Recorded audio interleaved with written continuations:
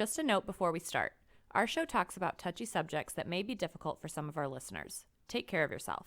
If you feel you need to seek help, see the links at the end of our show notes for resources.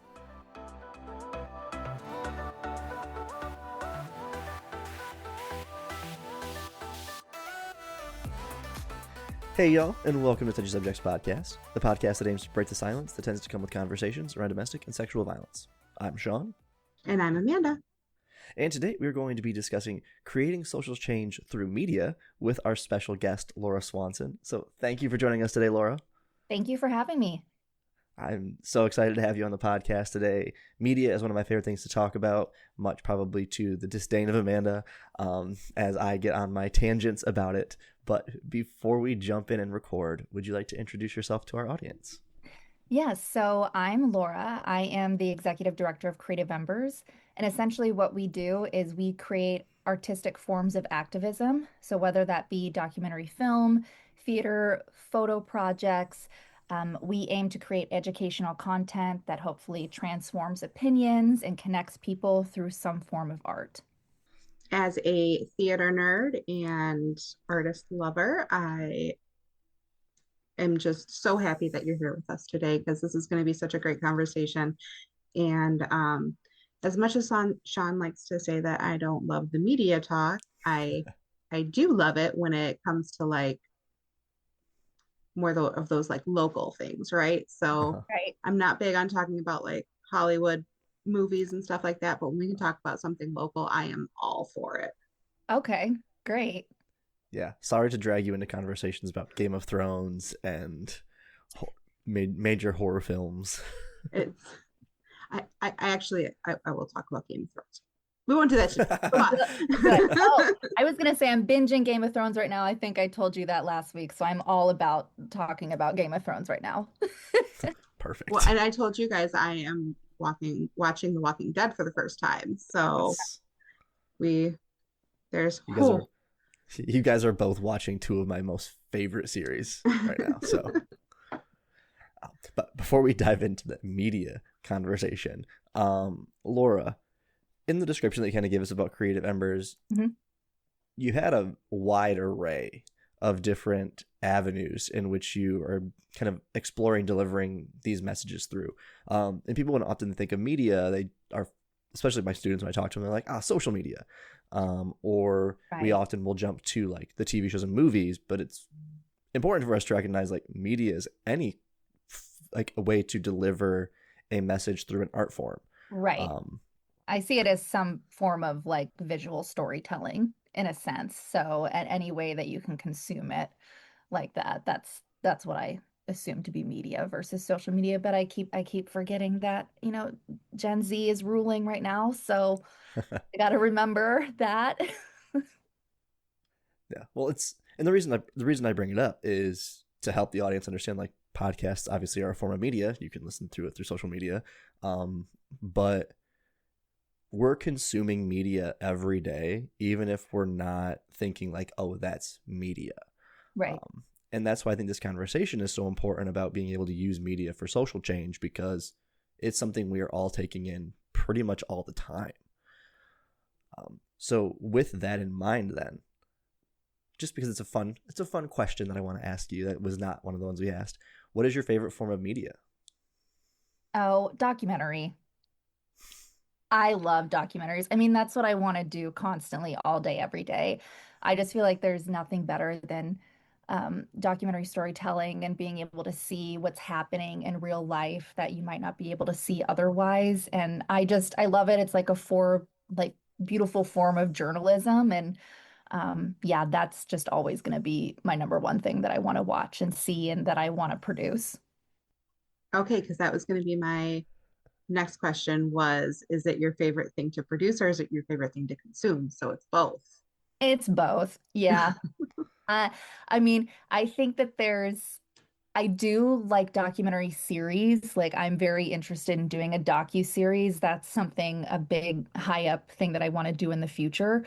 I do tend to get a little too into the Dateline sometimes, which I think is a little too sensational sometimes and dramatic, but I just appreciate the way in which people are trying to really share and connect audiences with the different things that happen and let survivors speak through that form.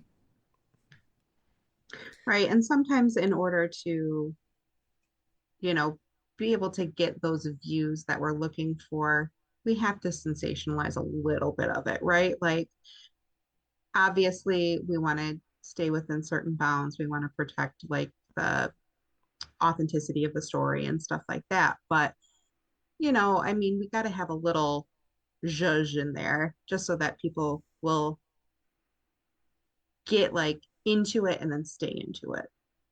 I know. I think that was the biggest thing. The second film that I produced, I think I ended up working with the state of Michigan's Human Trafficking Task Force, and Jane White who's the founder of the task force of the state of Michigan, and was the executive director until she passed a few years ago.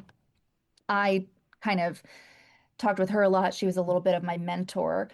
And it was hard because she really talked about not wanting to sensationalize, not wanting to exploit whatsoever. And we had a lot of discussions about, yes, but there has to be some sort of like movement and sense of like art and feeling. And that stuff doesn't necessarily always have to be like poorly sensationalized stuff. We need to like also express and help people feel things. It's just you can't do that to a certain point where I feel like it's so obvious pushing an agenda or it's to the detriment of the subject or the survivor.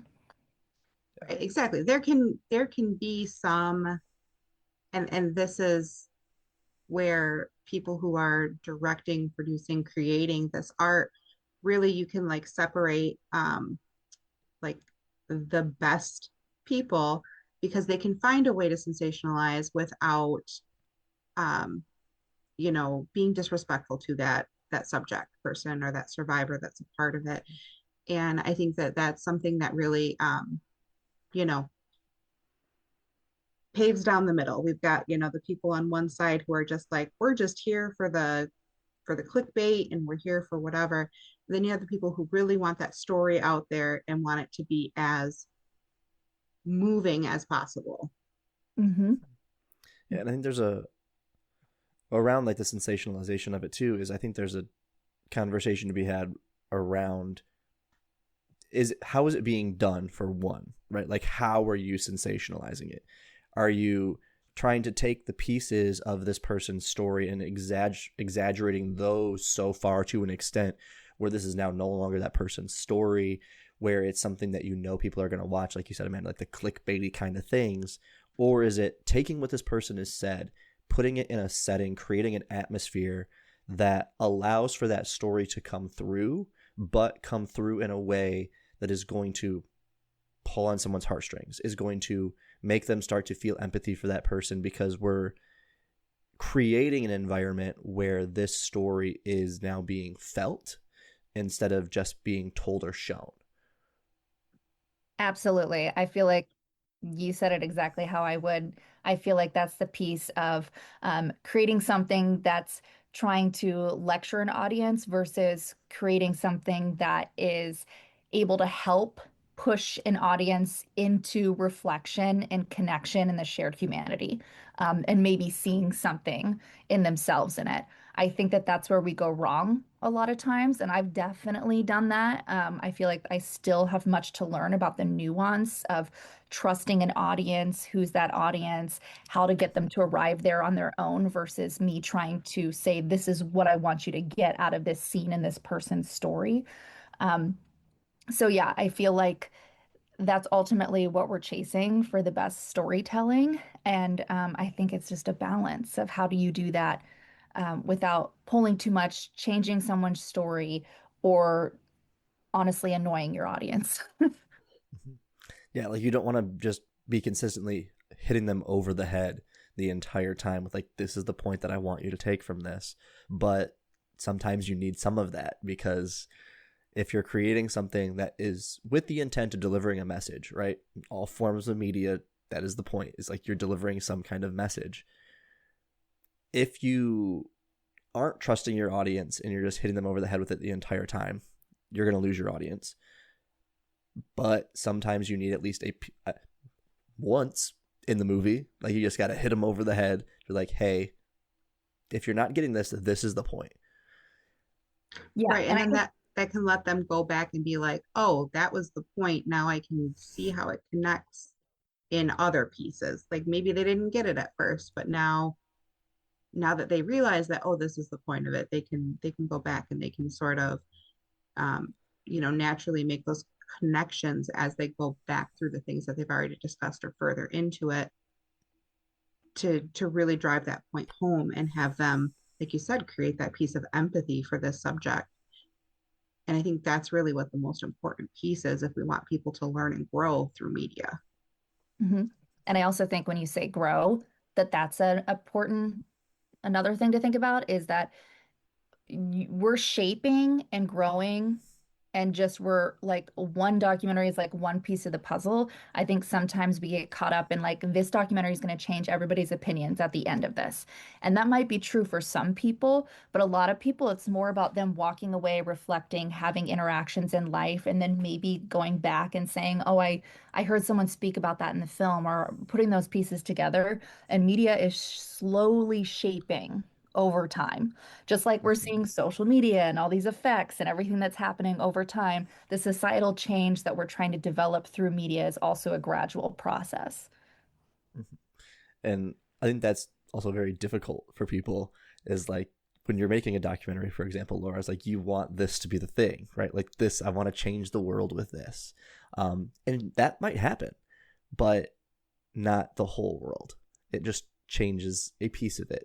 Or that was the thing that got somebody to start being like, maybe I do want more information on this now, because this is much different than what I thought, which helps then create that sustainable change that we want to see, instead of just kind of pandering or just kind of putting information out there and just hoping that it sticks. If you're intentional with what you're doing and what you're creating, it's recognizing who your audience is, how do you engage that audience, and realizing that what you're creating might not be for every audience. And that, I think, can also be really difficult. Yeah, I feel like it's very much the difference when I think about the first documentary that I ever did and attempted, Every 2 minutes. Um, I was just so in the zone of what I wanted people to know and people to hear, because like people aren't understanding how sexual assault actually occurs, what's happening on college campuses. Everybody thinks it's this specific way. And I feel like I went straight up in that and was just like, boom, boom, boom. And when I got out of the theater for the first screening, someone was like, oh my gosh, Laura, that was so triggering. And I was like, what? And I looked back and I realized when I watched it over again, the very beginning, what I was attempting to do was have like all of these different survivors may have like different things in their stories that actually happened to them, but the revolving themes are the same, like the feelings, the sense of what happened, the manipulation, stuff like that. So I was trying to go snippet, snippet, snippet of like people are almost kind of finishing their sentences when they're going through the different stories, but I didn't see like, okay, I didn't have to do that for that long because that long was like shoving it down people's throat. And then it was almost like stressful to hear like 17 survivors, like sexual assault stories in like the first 5 minutes of the film. So I'm always looking back at the things that I did and realizing how, the mistakes that I made. And I feel like between that and what I'm attempting to do with the Broken Mirror Project, I'm very much trying to use the Broken Mirror Project as like not trying to shove down the throats and just use the individual stories. And I'm also trying to think about my audience in terms of who do I want to see this? Like, not the same echo chamber of everybody who already cares about the issue coming in to see something that they're already invested in. Like, how do I get the shared experience? Because everyone has issues with body image. And how do I like make sure that I show that like we all have these values that we care about. And so all of these people that might be different or you might be fearful of if you are terrified of trans individuals or you just don't understand these, gender identity things, like how can I show that to you so that you can understand like these people just have a need for like a sense of belonging, or they feel judged, or they feel out of place in their body, or this and that, and how can you relate to it too?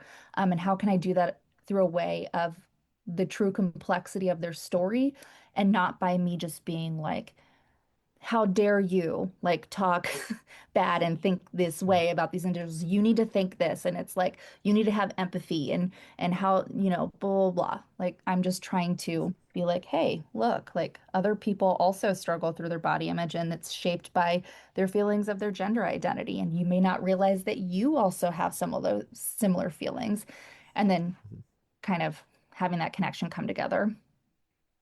That was a whole long thing, but if any of that made No, it's what I really love about the Broken Mirror Project. And imagine you've explained that a little bit more for the audience and listening.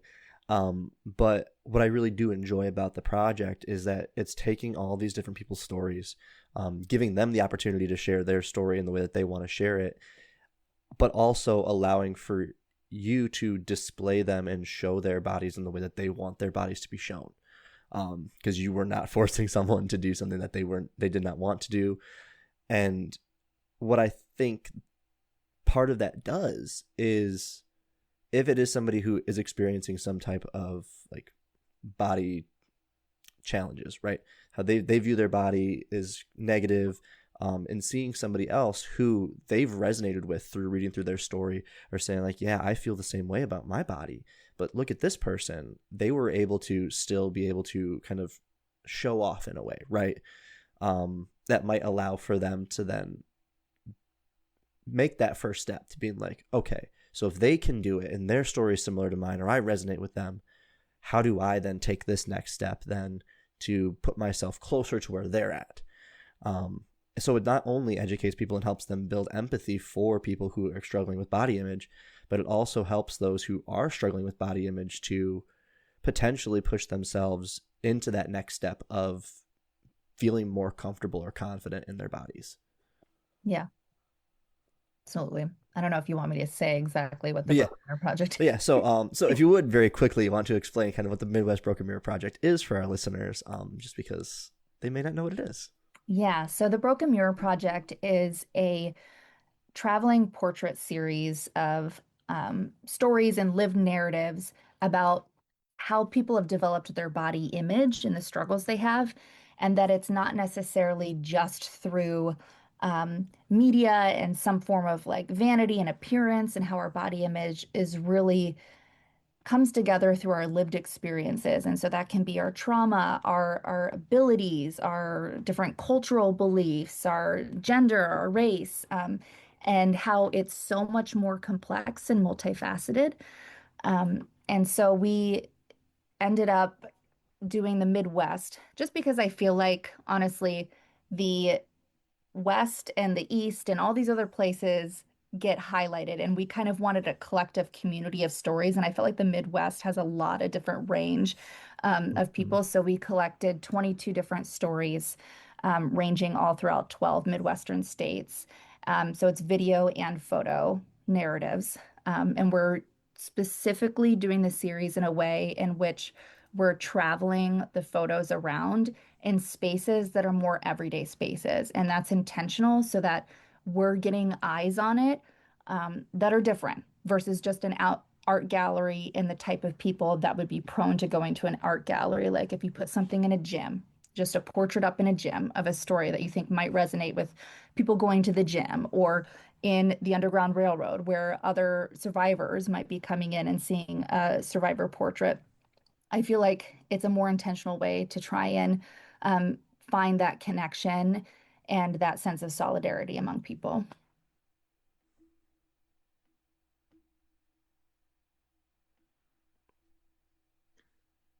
I think that just I mean I don't know as much about the project obviously, but from just the way that you describe it, like I think that this is like just the most beautiful thing, because you're right, like so many people are struggling with their body image and how they feel in their own skin, and it's not just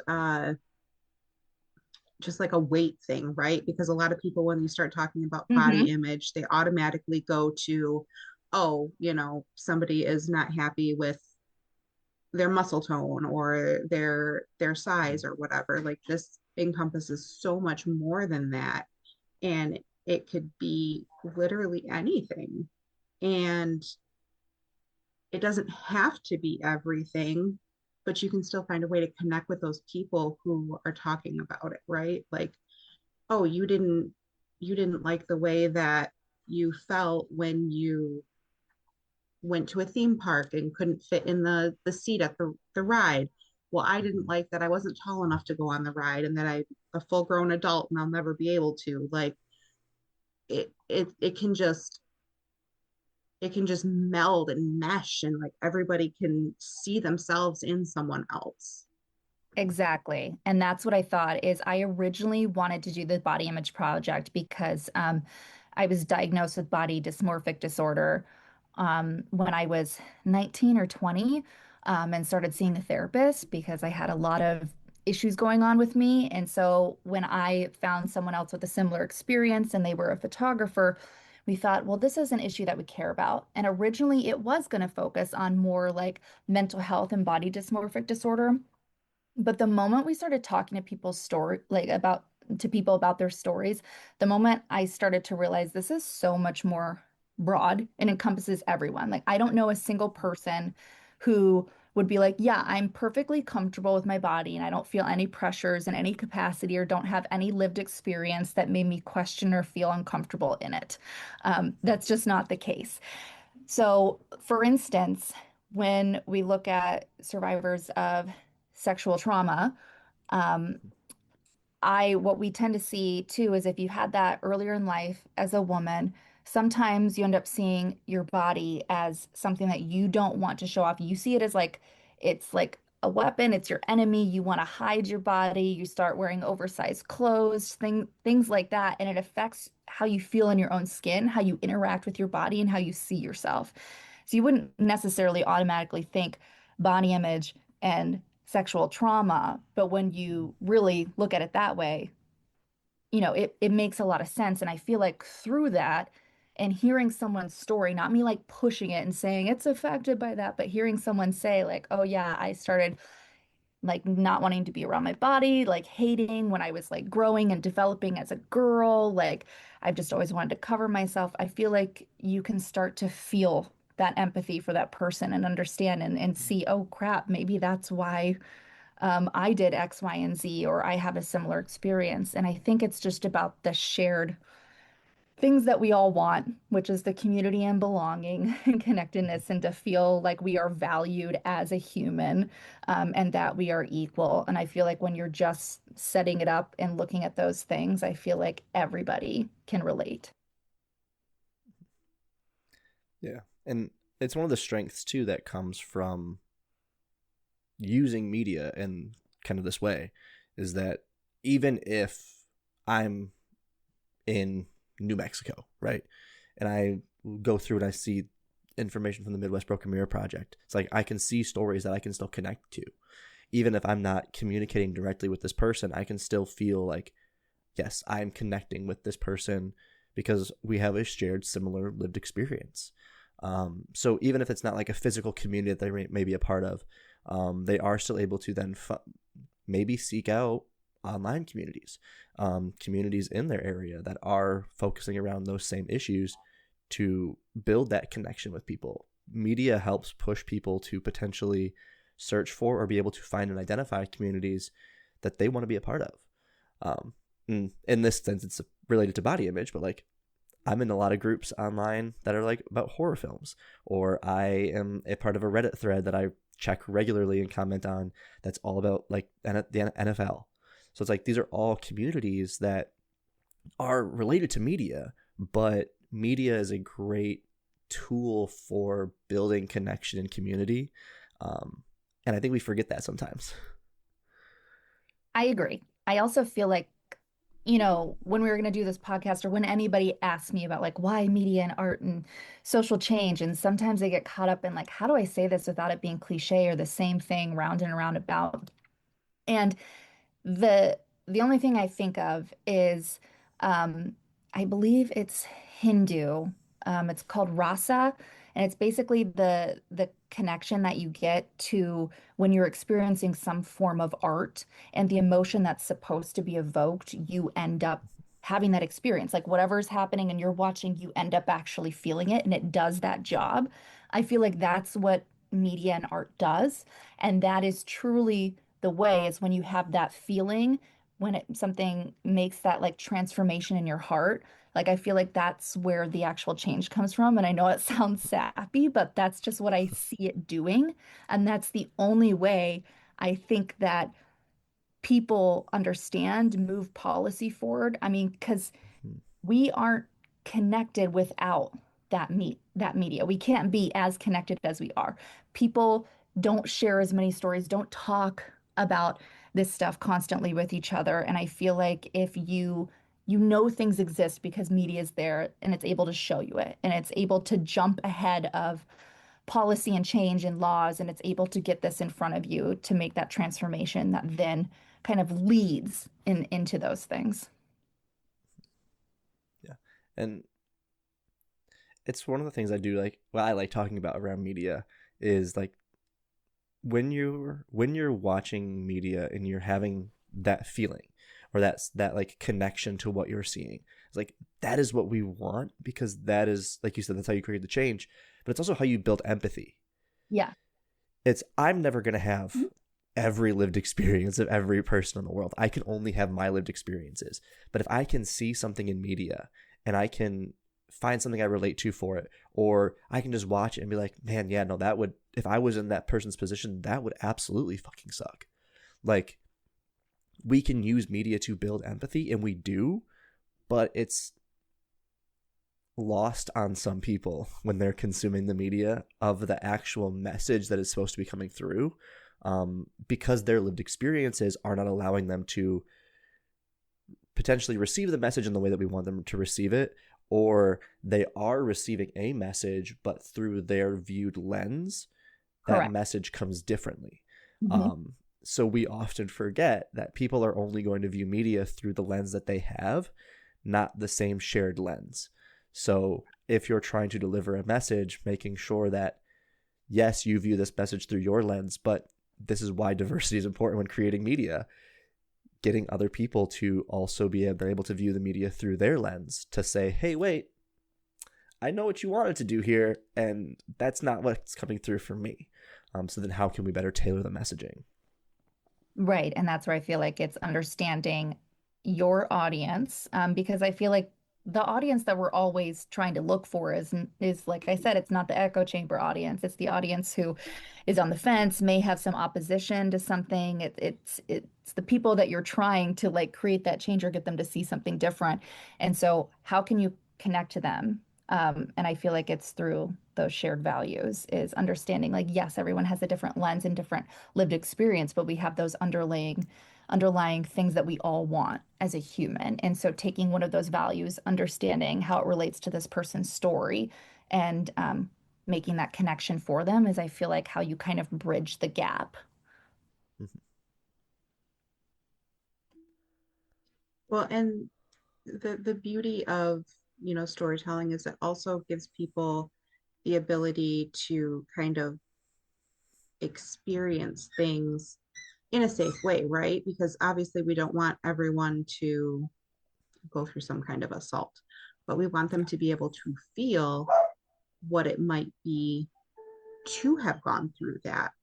Right. And that's the only way that they're going to be able to fully understand a survivor, to understand the trauma and the pain, the things that they're going through, is if they can feel like, what if it was me?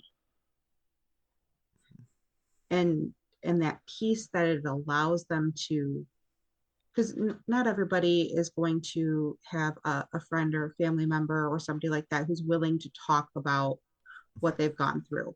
Yes. And it, having those like really authentic pieces like in a docu-series or things like that, it kind of can help like replace like the I don't have someone I can personally talk to about it, but this feels personal. Yes. Absolutely. And that's me holding my tongue because that was the perfect opportunity to talk about The Invisible Man.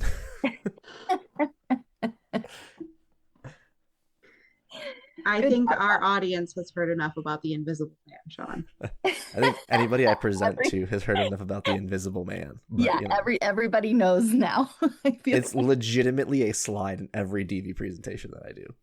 Yeah, I definitely can't ever go like at least a month and forget about the Invisible Man because it'll come right back up the next time I talk to you.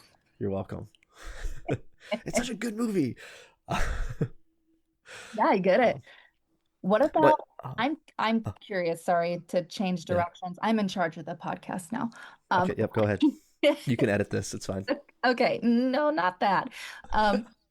I'm curious if either of you have seen any documentaries that you feel were not good, like they push the agenda too hard. And you felt like we might agree with what they're saying because we might be already in that realm. But do you know what I'm saying? Because I feel yes. Yeah, I know what you're saying. Yes. I'm trying to think. See, here's the problem. You love documentaries. I like documentaries. I don't watch them very often, or I watch them nearly as often as I should. Yeah. And that's the real problem. Because I watched quite a few when I first started doing this work. And then I just kind of stopped watching documentaries. So I was like, this is it's a lot. Especially when the work that we do for a living. I get it. Like working with the survivors. Stories, when you're hearing stories constantly, you don't want to go to home at night and then hear these stories that you already hear on a daily basis or you already fully understand. You know what I mean? Yeah. Yeah. So I mean, there are quite a few good documentaries. In terms of the one I can think of, I was like, that was a waste of time, or I wish the messaging had been slightly different because it wasn't there. Off the top of my head, I can't think of any. Amanda, I'm sure you may be able to. Okay. Have you seen the I don't know what it's called, but I don't know if it's on Netflix. I don't know. I got too many accounts. I can't keep track of what's on what. But it's one about men. I feel like it's about the what's happening with men in our current country and the different roles and men being upset and the whole incels thing or something. Oh, I feel like I saw the trailer for that, and I don't know, I have not watched it, but I will say that the trailer made me feel instantly like it was trying too hard. Do you know what I'm saying? Yes, I know exactly what you're talking about. I can feel it. I can feel when it's you're trying to push this agenda. I feel like you might be exaggerating a little bit. You have the basis. We know this stuff is here. Mm-hmm. I think it's is it Inside the Manosphere? Is that the one you're talking about? I think it might be. I know this is clearly not doing anything for us right now, but I just So I've watched bits and pieces of it. I didn't watch the full documentary, but that would probably be the one that I would say is that's what I agree with you on that, because from what I've seen of the documentary, and this could be very wrong, but what I've seen of it is that I support the messaging. We need people to understand this is how young men especially are being targeted by these male influencers to either buy their products, buy their classes, things like that, and creating this cultural belief amongst those young men, again, that women are objects, that women are especially sexual objects, that women are less than them, which are all harmful messages as men grow up, because that is what plays into our culture of violence against women, and gender-based violence specifically. But he's hitting them over the head with a bat. And to create the change that you want to see, especially amongst that population, it's you don't need to spoon feed them, but help them see oh, I'm being set up. I'm being played right now. Because if we can help them understand they're being played, because they absolutely are, it's not a surprise to me that it's men who view themselves as incels or involuntary celibate, where they have a hard time getting women, talking to them, connecting with women, and that's the thing that they've been told as men they're supposed to want to be, is to get women. So when they're struggling with that, they look to these men who pose themselves and say, I am the epitome of masculinity, I get with all these women, so just do what I do. They're a vulnerable population to that messaging, and these influencers know that. So the messaging in the documentary, it's what needs to be, like, it's good, but the way that they went about it in the documentary, like you said, is like, it feels too much like on the nose or too in their face about it, to where they're going to probably watch and be like, well, does this fucking guy know? Like, I'm listening to these people who know what they're talking about. Why would this guy sounds like he's just like everybody else on the left who's just coming at us? And That's exactly what I think. Is I think of, okay, the perspective different than mine. How are they going to see this as too defensive or being very selective, or, or over exaggerating something? Like, where is the middle ground so that they can actually reflect and it's not something for them to get defensive about, or be like, okay, it's, these people over here over exaggerating this thing again that might have some truth to it, but they're just taking it to a level that is extreme. I feel like that's the problem with the documentary storytelling that I see, that I'm trying to work on in the future, staying away from. And we have a current project coming up that I'm really thinking about, because it's about the courts in America and the judiciary, and yes, and the rule of law. And I'm trying to think of how do we go about making a sort of PSA campaign about this that is partisan and not like nonpartisan, and not, you know, is putting anyone on the defense or pointing fingers, or overly doing this to any administration. It's truly just about like what this is supposed to be. and I think it's documentaries kind of fit neatly into like this weird space too in media, because in fiction you can really do whatever the hell you want. Yes. And in fiction, like, yes, you can parody like real life things, and kind of like poke fun at stuff, to again deliver that message, right? Like, it's whatever the message you want to get across, like you can do that in through fiction. But the problem with documentaries is that people are watching documentaries with the understanding that this is going to be slightly educational. So when you're watching a documentary and the information that you're giving puts you on the defensive, well, now that's not a good documentary, because you're no longer able to educate somebody who is on the defensive, because they're just watching this now to figure out like, well, what are they saying that's wrong? Or what do I disagree with what they're saying, and not with, well, what can I take from this? Whereas like with fiction, you can still have that, right? Like there's going to be characters in fiction all the time that I disagree with, but I can still understand the messaging that is potentially coming through those characters that I disagree with. But if I'm disagreeing with the character in the documentary, I'm disagreeing with the documentarian. Right. There's a lot of trust from the audience that you've done the research, you know what you're talking about, and you're not having all of these biases in place, and that you're trying to show those perspectives. That's what it's supposed to be about. And I feel like the documentaries that get mostly scrutinized are the ones that lean a little bit too much, or don't share the perspective, or don't have that nuance involved. Yeah. So looking at then, because this is just run a conversation about using media for social change. And because I talk about media a little bit, what is in media, whether it be like movies, TV shows, a book you've read recently that you feel like does a really good job of delivering the message that they're trying to get across? The Pit. Why? I like it. I was honestly watching it last night, and trying to understand it, because I do feel like there is the bit of sensationalism with everything, but it's I feel like it truly is trying to say, like, the way that they set it up by being like the different hours of the shifts, the way that, like the sexual assault victim came in, the way the police didn't, remember to pick up the stuff on time. Like, I feel like the way they did it was very real, and I feel like they have a diverse cast, and everyone in that cast seems to have substance to their story and belong there. Like, it doesn't seem like it was placed there to be, a check on the box.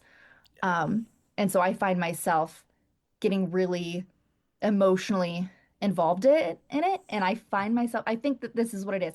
Truly, at the end of the day, I think that for whatever reason, I have never had enough sympathy or understanding around nurses and ER staff. I haven't truly gotten that. Okay. And when I watch this, I have that change. Like, that change has occurred to me. That stress of what they're dealing with has entered my system. The weight of everything with COVID and everything, like, I heard about it, I saw this and that. For whatever reason, that show helped me connect to those characters and created that actual change within me. So that's what's sticking with me recently. And this is why it's so important to have like actual good representation of like whatever it is you're using in fiction, right? Like, obviously comedy is going to be a bit different in that regard, but even Scrubs for a long part of its run was deemed one of the more like medically accurate shows. The issue with it is like it does help build some empathy like with healthcare workers, but I'm like, if I'm seeing episode after episode of JD and Turk just goofing off at the hospital, I'm like, okay, that empathy is like, I see the stress they're under, but I'm also like, they've got each other, so like it's okay. With the Pit, it's like you see this like weighing down, and it's not just like the next episode is all better, right? Like it's not the time skip. So the Pit does a really good job about building empathy for healthcare, but also showing what healthcare fucking looks like. Yes, yeah, I love when they're, it's not like one and done of someone lost their, Medicaid or Medicare or whatever. It's like, oh no, you're seeing repeatedly, because this is a true problem that's coming up consistently in our healthcare system, and what it's actually like for people to be terrified and not wanting these bills. This isn't just like, we're going to put one in there to say, oh, this is an experience that happens sometimes. This is like, no, this is an ongoing everyday occurrence. And I feel like what you said about the weight of everything, and it's not getting better. That's what I feel like. At the end of the episode, I'm like, cool. They're like, okay, what's tomorrow going to be like? And it's not like, oh, this newfound hope for humanity and tomorrow's truly going to be a better day. It's like, okay, this is what it is day in and day out of uncertainty and instability and chaos. And you feel for the characters trying to navigate their way through that emotionally. And what do you have to do mentally to fully understand your role in society, and how to keep moving forward appropriately so that you're taking care of these people. And I feel that with every episode. And it leaves me, I don't ever have like a woohoo feeling. I'm like, shit, this is heavy, like all the time. Mm-hmm. Yeah. And I think that's kind of like what we want, right? With like media that we're consuming, is like we want to like feel something, right? Like, I'm not watching something and just be like, I'm gonna shut my brain off for an hour and not think about anything, which, I mean, you can, right? Like, there's obviously, like, if I'm watching New Girl for the 17th millionth time, like, I'm not fully focused on New Girl. I know how it goes. Yeah. But it's like, if I'm watching a show that I'm like really trying to like understand, like see, it's like I want to feel something, because that's what's going to keep bringing me back to the show. Yeah. Like, if I watch something, I'm like, not for me, I'm not going to keep going back. Breaking Bad, as good as I know people say it is, I watched the first half of season 1, and I was like, if I'm watching 6 episodes of an hour-long show and I still don't care about any of these characters, it's not for me. I can understand that. Yeah. So it's like, my wife and I watch One Piece all the time. We just watched the second season of the live action One Piece, which is a really pretty good job. Actually, a really good job of like drawing the manga into live action. But again, the messaging of what that show is about is very present, very like in your face about it. Whereas like, you've got pirates actively like fighting against the world government.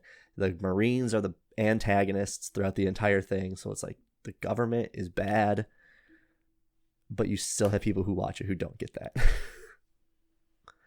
think our audiences are just very intuitive. I mean, we've consumed enough media now. This isn't just like a new thing of like, wow, look at that. It's like now we have so much content, we know how to be discerning about it.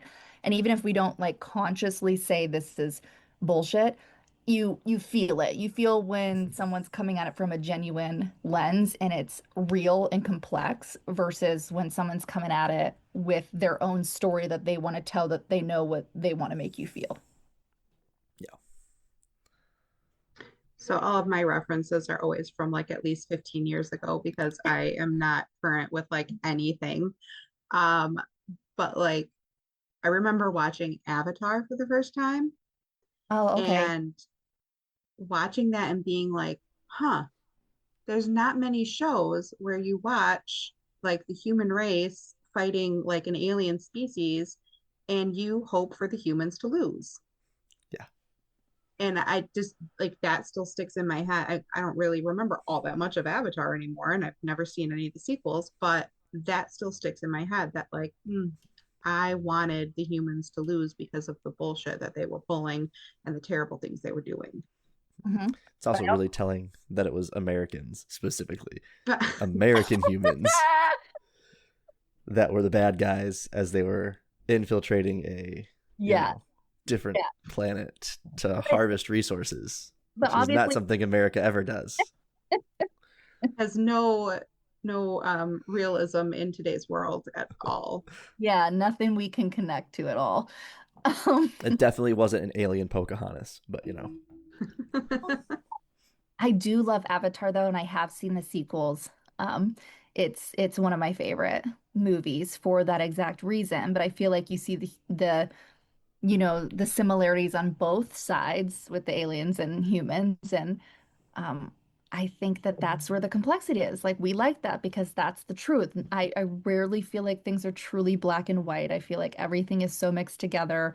Even when you look at perpetrators and stuff, I feel like perpetrators, it's like someone can be like they were the most like loving husband and they did all this great work in the community and then they did all this stuff and they could be good people. And I think some of it's performative and I think some of it is people just have really complex personalities and different sides to them.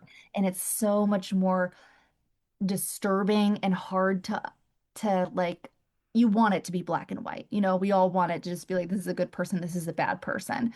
And the middle ground is uncomfortable, but I feel like that's also how we know it's real. Mm-hmm. Yeah, and this ends up getting into a tangent, but so I will avoid the whole tangent, but it's why I also I don't mind when tropes are used in media. I hate when tropes are just overly used or it's like they just rely on them. Slasher films do this all the time. Like your racial minorities die first. Your final girl trope plays out almost the same way in every slasher film.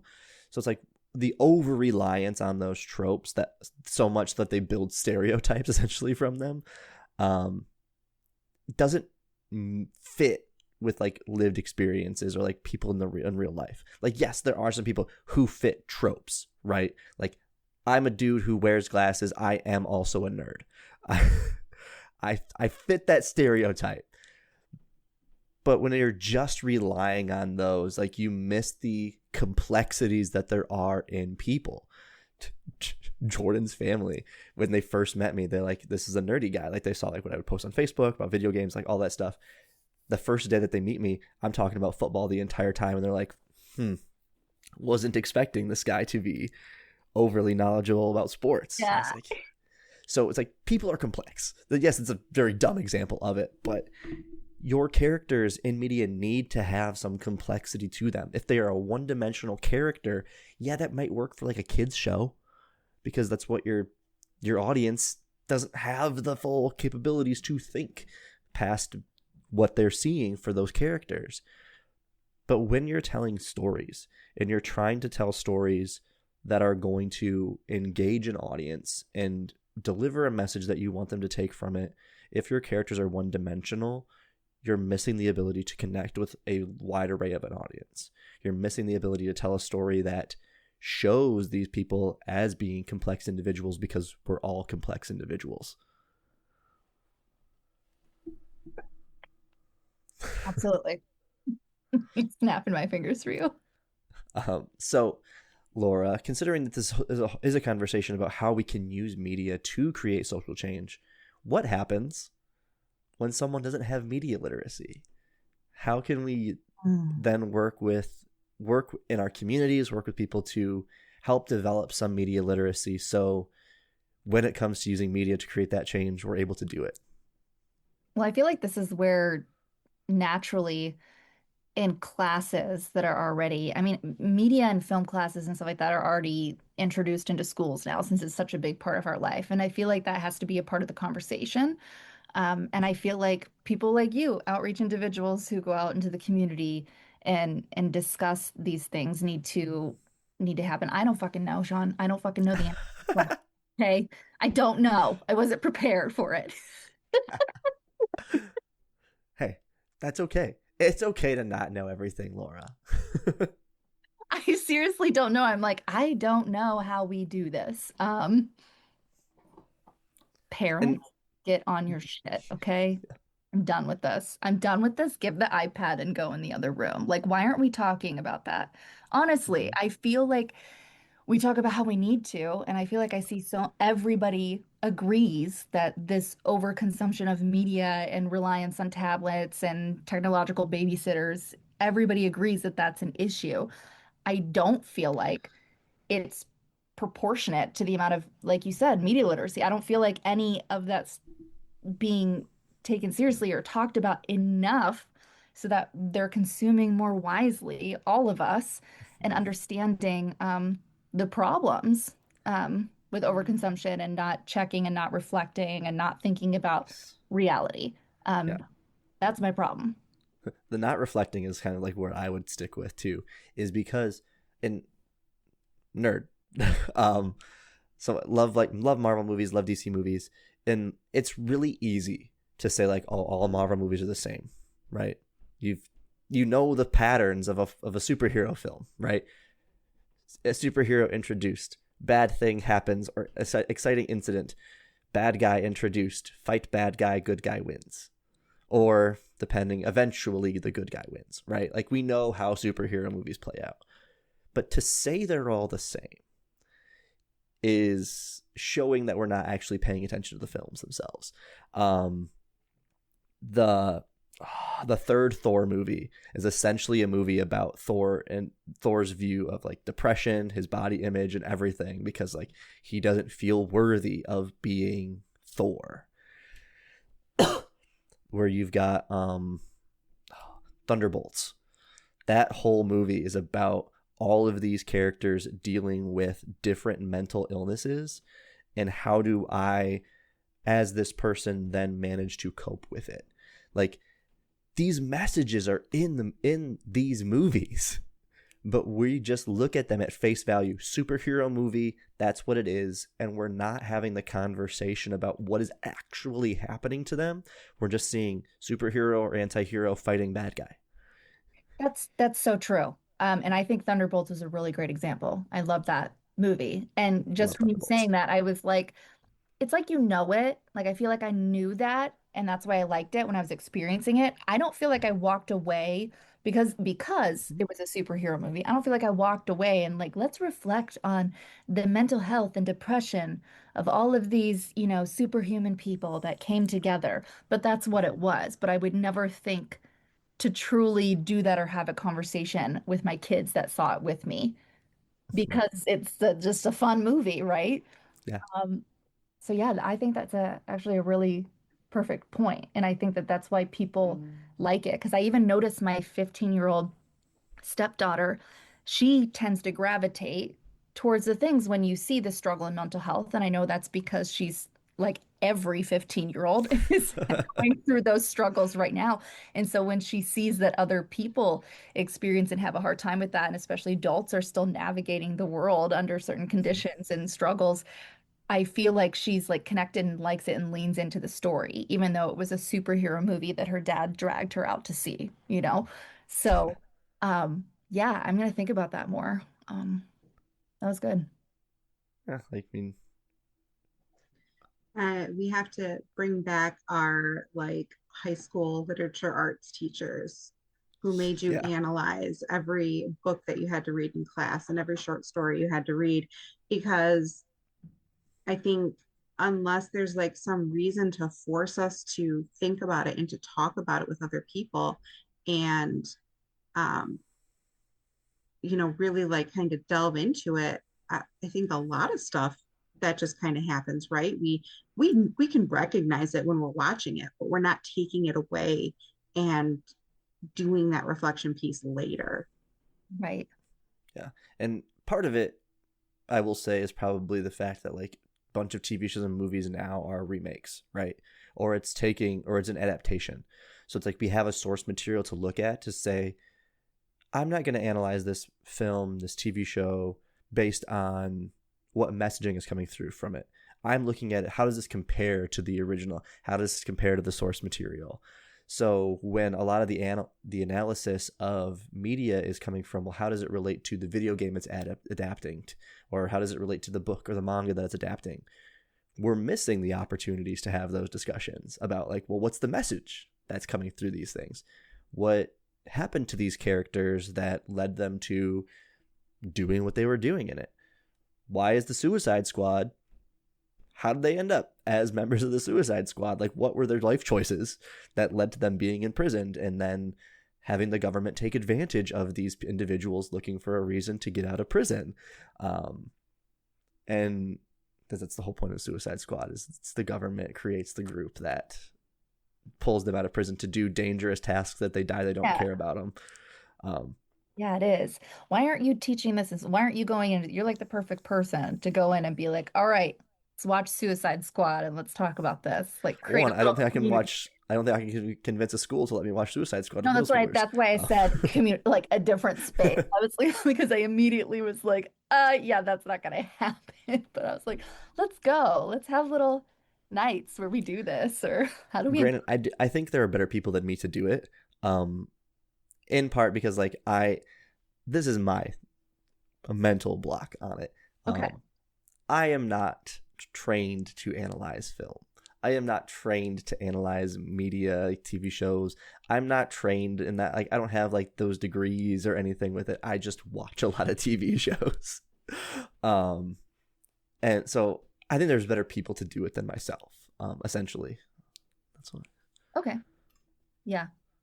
Okay, but like for every book club that's out there, there could be like even just a group of people who just get together and want to talk about it, right? Like we could have book club, we could have movie club, we could have docu-series club. Like, Yeah, I don't th I think it should exist in formal capacity, with people who are educated or have film backgrounds. Also, I have a beef with film critics, obviously, but like I just, in general, I don't think, it has to be. I think if you're a consistent consumer and you have education around things like mental health, public health, things like you do, I still think that you would be great to lead discussions in that capacity. And I could see you becoming formally trained and doing that in some way without having to go get a degree.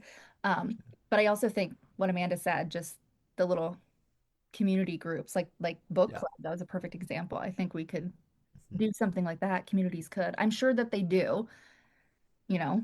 So I'm sure we maybe can start. somewhere out there. Yeah. Yeah. And I think that gives us a good point though, is because we brought it up earlier, is like media builds community. You have your book clubs, right? Regardless of what you think about like religion, it's like they have their.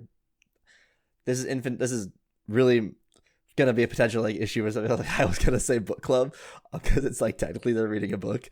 I know there's a better way to phrase that. But there's people who like have these communities where it's a shared thing in media that they care about, or that they enjoy that avenue or way of consuming media, that they're creating these groups. So if we can use those groups, if you're a member of those groups, be willing to have the conversations more about like the messaging from it versus like, well, why is Edward a better pick than Jacob? Like, and the answer to that's also neither. Both of them I was are gonna awful. say it's neither. It's none. But it's like, instead of having Okay. like having those conversations, like why are they, which one's better, but why? And then being able to back it up with what the media is saying to understand what message the media is giving. Granted, I believe the message in Twilight isn't great. So Edward is a stalker, Jacob is a pedophile. So what are your options to deal with here for Bella? But it's looking at what groups are we a part of, what communities are we engaged in, and how do we start having these conversations to not try to like educate people on like what they're seeing in media, but to have a deeper conversation of what we're experiencing from the media that we're consuming, because I think that helps us build that media literacy.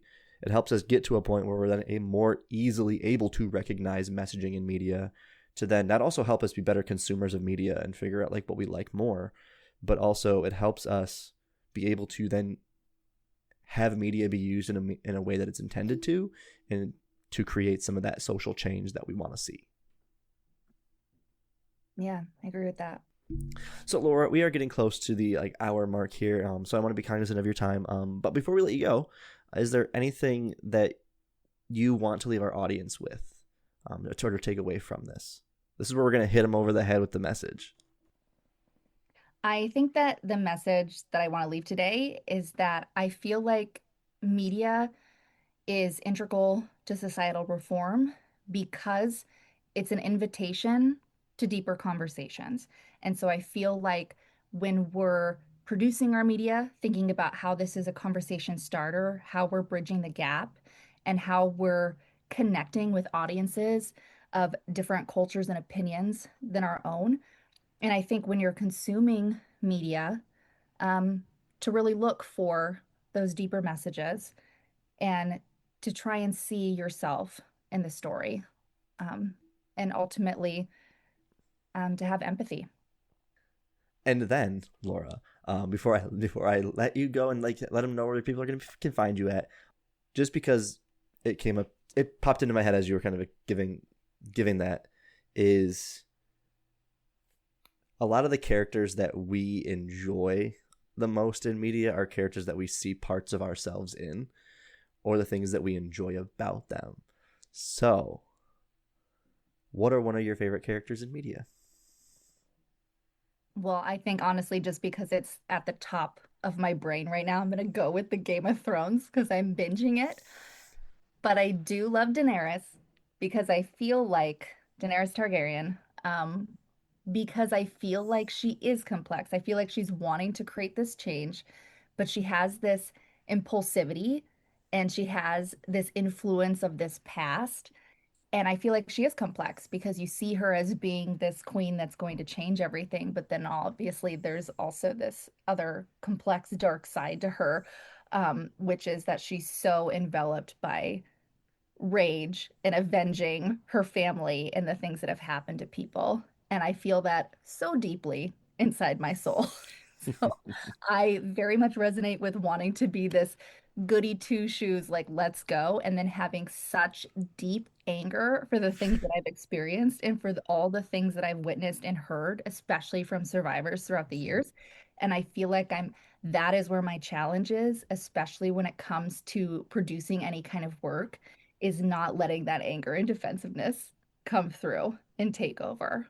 So that is who I'm feeling right now. Perfect. Well, thanks. So keep that in mind when you realize like this is a character that's a favorite of mine. Why is that a favorite character of yours? There's probably parts of them that you do resonate with. And that can help work on building some media literacy.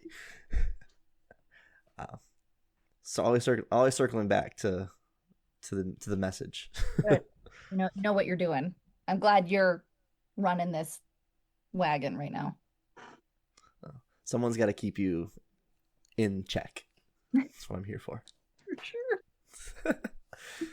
So Laura, if people wanted to learn more about the Midwest Broken Mirror Project, or keep up to date with what you've got going on, where can they find you?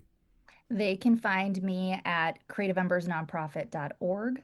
That will have the whole list of all of the projects that we're currently working on and also the projects that we are helping produce from other artists. Awesome. And I'll make sure I link that in the show notes for our audience to check out. I highly recommend checking out the Midwest Broken Mirror Project. It is phenomenal. And I am not just saying that because I am Laura's friend. Thanks. But thank you for joining us today, Laura. Thanks for having me. And thank you all for listening today. Follow us on Facebook, Instagram, and Threads at TouchySubsPod to keep up to date when we have new episodes and other content coming up.